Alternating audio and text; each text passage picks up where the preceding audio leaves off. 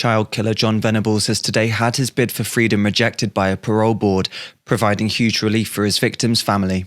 Venables, who was just 10 when he brutally tortured and killed tiny 2-year-old James Bulger in 1993, will now spend at least another 2 years in prison after parole chiefs deemed he is still a danger to society. But the now 41-year-old killer, who has returned to prison twice since being released for James's murder, could spend even longer in jail if new plans to keep dangerous reoffending criminals indefinitely are passed. Today, Kim Morris, a spokeswoman for James's mum Denise Fergus, told The Mirror, "This is the day Denise has waited for years. The prospect of him coming out was terrifying, as we knew he'd harm again. This is the day we celebrate, and we thank the parole board for making the correct decision." Despite submissions from Justice Secretary Alex Chalk and his predecessor Dominic Raab that Venables was still a danger, Venables was granted an unprecedented 2-day hearing which took place behind closed doors earlier this month because it would harm his mental health.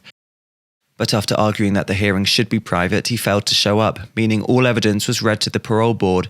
After almost 2 weeks deliberating, they decided Venables was still too much of a danger to be released, and he was sent straight back to jail.